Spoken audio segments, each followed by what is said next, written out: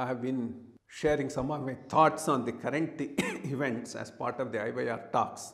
Last week, I shared some of my thoughts about the capital city for Andhras, especially after the video released by Mr. Parkala Prabhakar. Since I felt some of the important issues were missing in that, touching on them, I have prepared a video and released last week. This week, I would like to talk about strategic sale in the public sector undertakings and privatization of some of these public sector undertakings. Of late, a lot of criticism I keep seeing in the social media, in some print media, stating that Modi is selling away the silver of the house, it should not be done, they should not be privatized, that type of a comments. But I think most of them are ill-informed or being deliberately made to mislead the people. Actually, this whole disinvestment process did not start with Narendra Modi. It started in 1991 with Mr. TVNXT Rao. The background to this is, after about 40-50 years of independence, the way we ran our economy, the economy was on the brink of a collapse by 90s. In fact, during Chandrasekhar's time, they had to pledge our gold and get some loan to just run the government. In those circumstances, when PV became the Prime Minister, with him Manmohan Singh as the Economic Minister, they came up with a series of measures to put the economy on track. And one of the main reforms that was thought of was privatization of the non-strategic, loss-making public sector undertakings. These public sector undertakings are a legacy from our past to the Indian economy. Jawaharlal Nehru, who was our first Prime Minister, was very much impressed by the Soviet model, where the public sector was in those days playing a very important role in planned development, and wanted a similar system to be attempted in India. In those days, there was a very well-known statistician and economist by name Mahalanobis. He helped Nehru to prepare the second five-year plan, and as part of that, in 1956, they came up with an industrial policy which is known, wherein 18 industries were reserved only for the government, which means in those industries, only the government can invest, the private sector cannot invest. These are things like the steel, the iron industry, iron and steel industry, earth movers, and things like that. Very heavy machinery and industry. And rightfully so at that point of time, because private sector was also not in a position to invest in those big areas. So as per this industrial policy, the consumer durables like toothpaste, the soaps, etc., a lot of other smaller things were left out to the private sector. This heavy machinery, heavy industry was to be kept in the hands of the government of India. That's how the large number of PSUs, public sector undertakings, were formed right from 90s, 50s, right up to 1980s. This process was going on. That's how we had a number of steel factories, Bhilai, Rourkela, etc., Vizag steel plant subsequently, and Bharat heavy machinery, HMT heavy machinery tools, and these were all the things that came up, BHEL, these were the things which came up. They ran well for quite some time, but by 70s, 80s, the problems were becoming quite apparent. They needed a lot of budgetary support, so every year out of the budget, huge amounts were being invested year after year in these public sector undertakings. They were not able to get any return on them, so they were most of them were loss making, and some of them who were making profit were working in a monopoly condition where you can't judge their efficiency, because they had a market, they just were able to supply it at whatever rate they have decided. And at a certain stage after 50s, the public sector undertakings also started getting into areas where they were not supposed to get in. Something like hotels, Ashoka Hotels, which was managing the hotels, Modern Bread, which was also manufacturing bread. So that those were areas which were, as per the act, also were reserved for the private sector. This cumulative effect of the inefficiency, corruption, not taking decisions in these public sector undertakings, and public sector undertakings not able to give any return or a profit on the investment made on them became a heavy burden on the Indian economy. And by 1991, when you didn't have money to do the necessary imports and taxes were also not doing well, a range of reforms were thought of by Mr. Manmohan Singh and TVNXT Rao, and one of them was privatization of these public sector undertakings. There are 2-3 ways of doing it. One, you sell a minority stake on the market to the public. 2, you do a strategic disinvestment, and in some of them you still hold the majority holding and then do the minority holding, you give it over to the others. This process started by Manmohan Singh and TVNXT Rao was continued equally vigorously during Vajpayee's time and was followed up equally vigorously by Manmohan Singh, and now the same thing is being followed up by Modi. So, it's a outright lie to say this is something that Modi has started now. It's something that's going on for the last 30-40 years, and it has come to a stage now.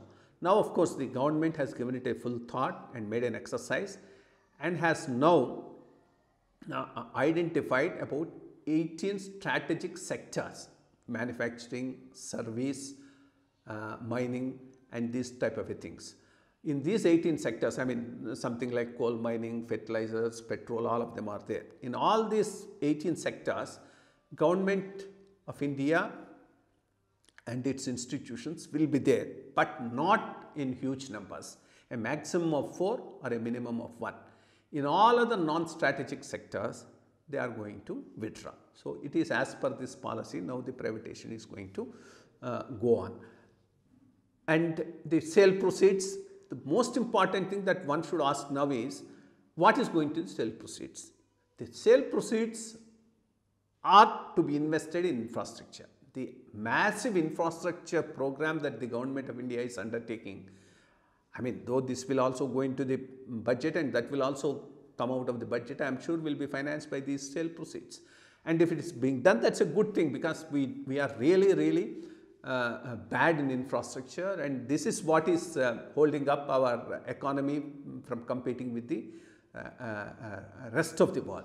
And in the process, you will be saving a lot of money for the government, which can be utilized for other purposes like Food for MNGRES program, where poor get work, or public distribution system, or Ayushman Bhava, like the medical insurance and other things which are good for the people.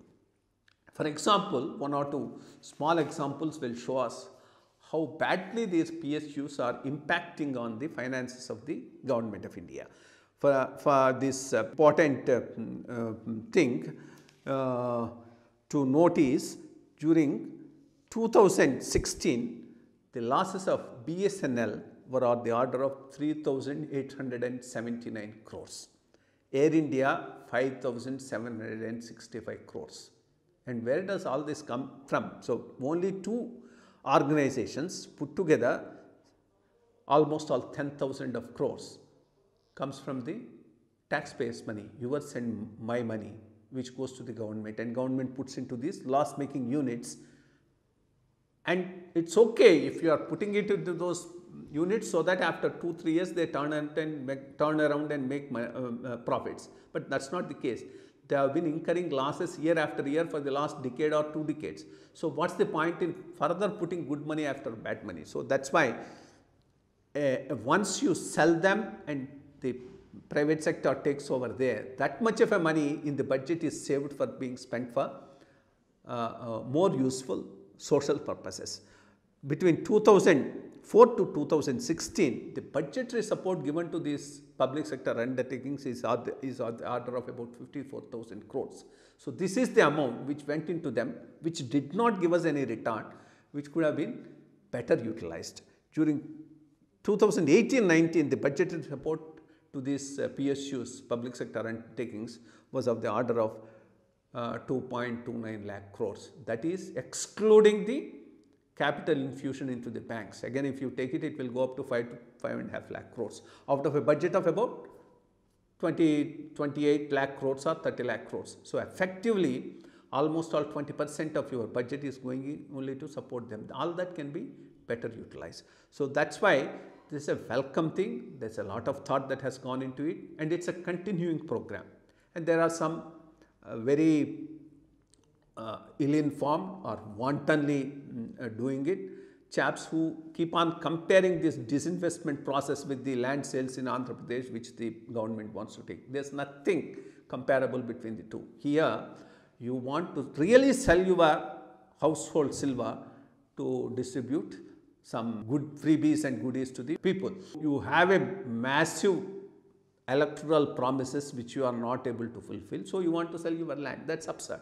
But when you have a public sector undertaking which otherwise is impacting badly on your budget, and you want to disinvest and use that for building infrastructure, the whole philosophy of that is different.